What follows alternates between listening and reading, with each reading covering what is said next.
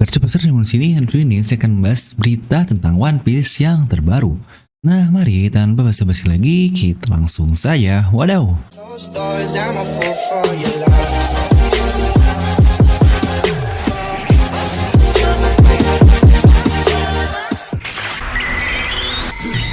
Nah, seperti biasa, semuanya video ini jangan lupa untuk subscribe dan juga nyalakan bel notifikasinya ya. Karena kalian tidak akan tertinggal informasi menarik seputar One Piece hanya di channel Devil Nomi. Pastikan sebelum kalian komen apapun, kalian menonton video sampai habis, jadi tidak ada informasi yang miss dan juga yang setengah-setengah. Dan buat kalian juga yang ingin merchandise Devil Nomi, kalian bisa langsung klik link di deskripsi video. Oke, kali ini kita akan bahas lagi nih mengenai berita-berita apa aja sih terkait serial One Piece ini. Mau fakta-fakta yang ada ataupun interview terkait Oda Sensei dan segala jenis yang berhubungan lah. Serta beberapa hal menarik juga yang bisa kita dapat dari chapter-chapter yang sudah berlalu. Ingat, ini semua jelas tidak akan tersampaikan di manganya dan sebagainya lah seperti SBS atau lain-lain, karena ini kadang ada di luar konteks dari One Piece ini sendiri. Tapi ya masih di konteks Oda Sensei sih selaku autor dari One Piece. Kita langsung saja membahas berita yang pertama. Kita akan mulai dari perkataan editor Oda Sensei yaitu Takano. Dia membocorkan bahwa Oda Sensei ini favorit cover volume dari komiknya adalah di volume yang ke-53. Ya, Oda berkata cover volume ini dengan Luffy dan Boa Sisters, di mana ada Tante Hancock favorit kita di tengah-tengah ini adalah favoritnya.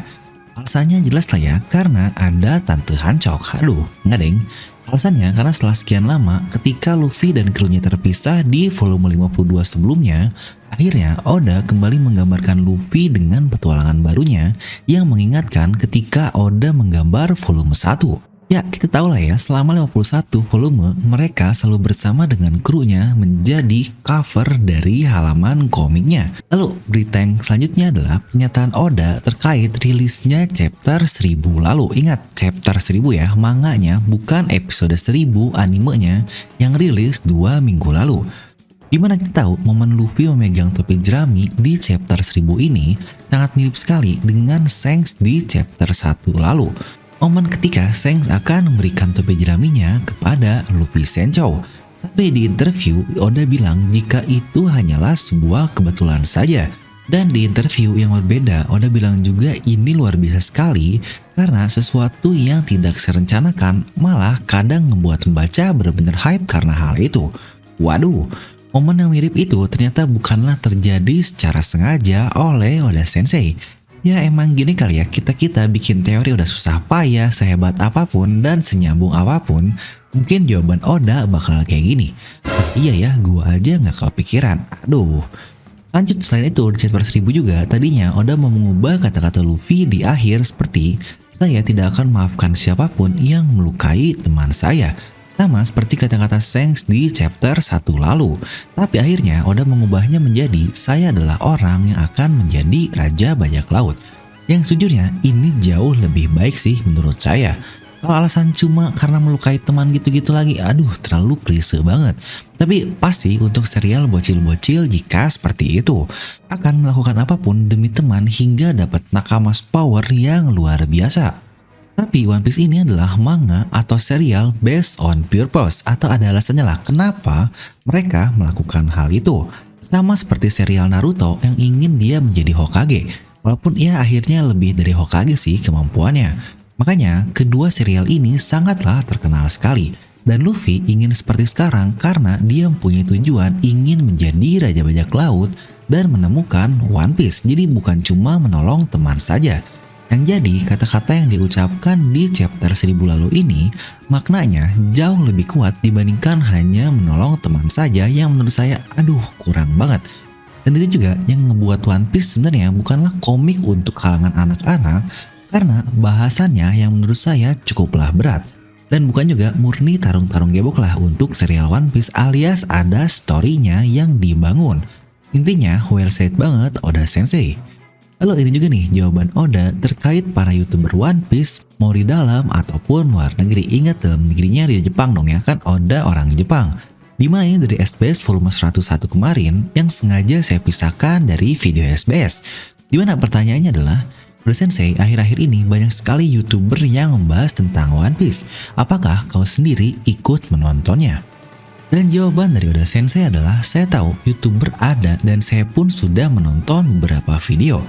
Saya sangat kaget sekali, ternyata mereka sangat paham sekali tentang One Piece ini.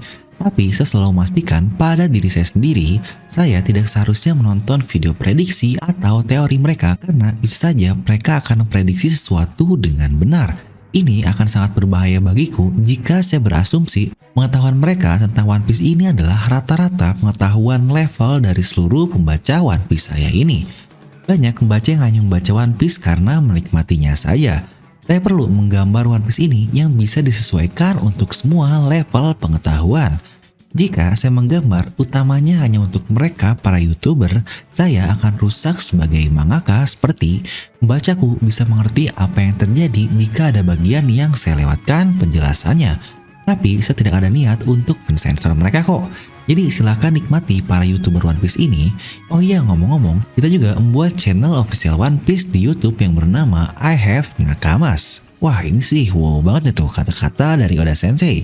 Dimana Oda sendiri dia tahu ada teori, prediksi, dan Oda sendiri mengakui kadang para teori-teori ini sangatlah sesuai dengan apa yang akan dia gambar. Tapi jawabannya sangatlah make sense sekali jika Oda menggambar untuk kami para YouTuber yang berteori dan berprediksi, dan Oda menyesuaikannya dengan cerita atau teori yang dibuat oleh YouTuber ini, maka Oda dia akan rusak sebagai mangaka ini, dan saya pun sangat setuju banget. Jadi Oda bukan mengubah cerita atau tidak bisa ditebak atau apapun lah, melainkan Oda Sensei memang menggambar berdasarkan esensinya sebagai mangaka dan apa yang terbaik menurutnya. Lalu yang paling penting adalah dia menggambar One Piece agar dapat diterima oleh semua orang.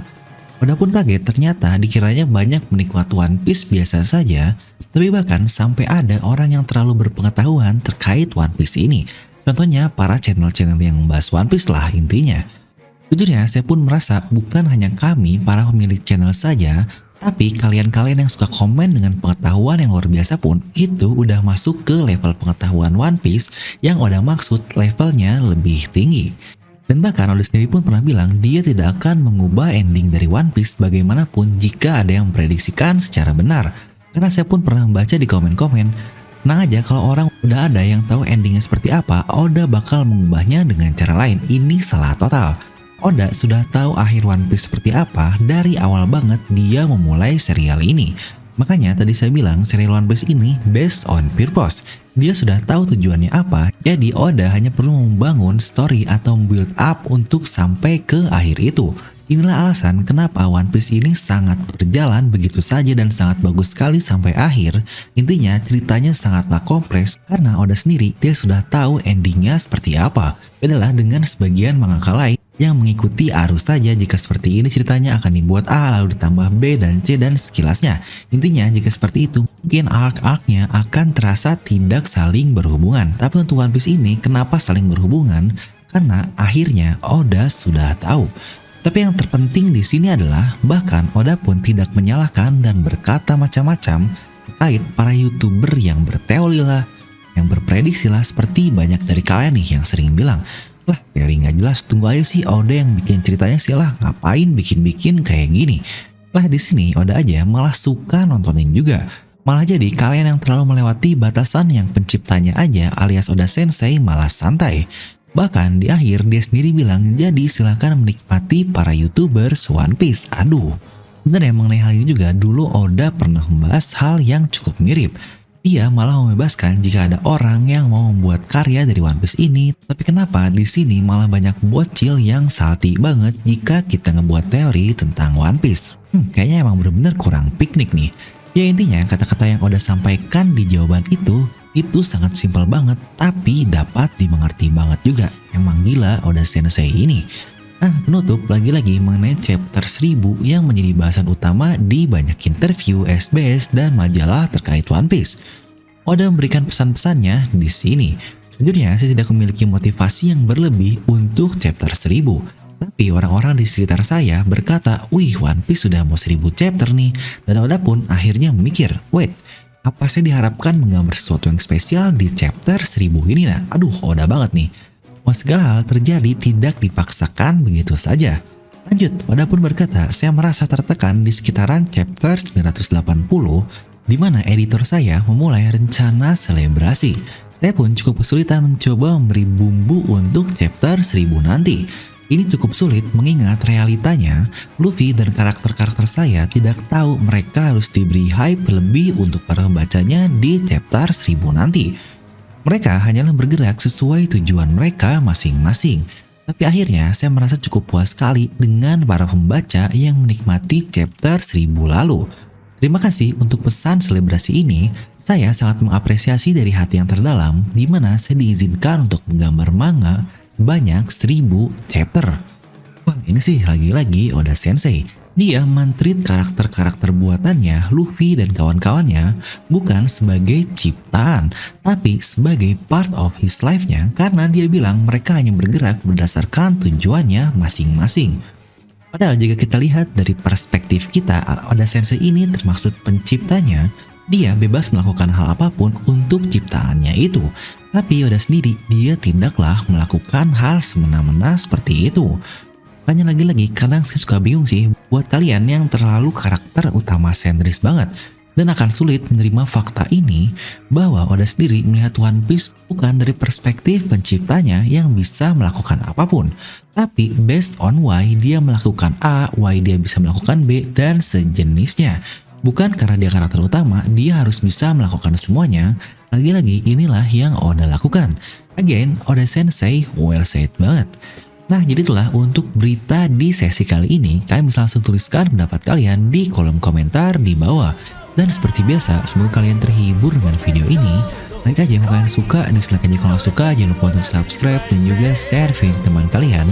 Gue Devin pamit and I'll see you guys next time.